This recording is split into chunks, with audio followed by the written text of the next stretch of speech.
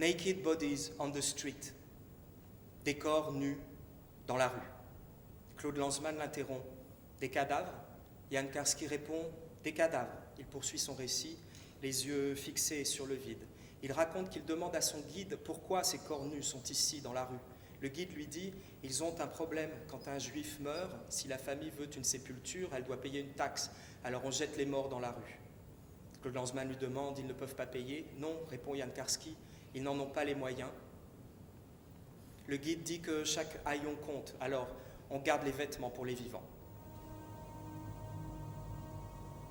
Des êtres humains qui n'ont plus l'air vivants, mais qui ne sont pas morts. Qu'est-ce que c'est?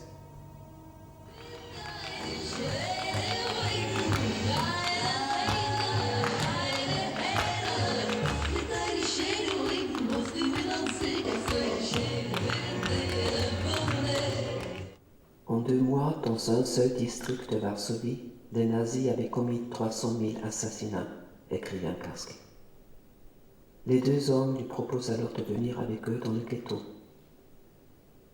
Un témoin oculaire, disent-ils, sera plus convaincant qu'un simple porte-parole. Jan Karski accepte. Ils se rencontrent dans une maison en ruine. Ce que j'appris alors au cours de nos rencontres dans cette maison, écrit Jan Karski, était horrible, au-delà de toute expression. On débarrassait les plateaux repas. Roosevelt s'est essuyé la bouche. Il tenait à la main une fiche. Mon nom était écrit dessus. Il se voyait par transparence. Sans doute y avait-on inscrit ce qu'il fallait savoir sur moi.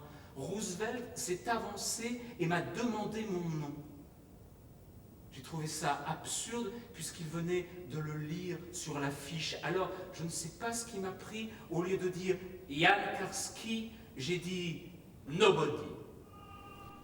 Comment un monde qui a laissé faire l'extermination des Juifs peut-il se prétendre libre? Comment peut-il prétendre avoir gagné quoi que ce soit? Il n'y a pas eu de vainqueur en 1945. Il n'y a eu que des complices et des menteurs.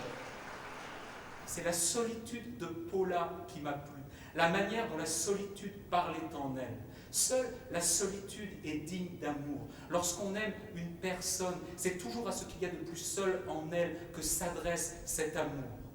Ce soir-là, j'ai compris, tandis qu'une femme défiait l'abîme qui s'ouvre sous chacun de nos gestes, que la seule chose qui peut tenir face à l'abîme, c'est l'amour. Seul quelque chose comme l'amour est capable de tenir face à l'abîme, parce que précisément l'amour n'existe que comme abîme.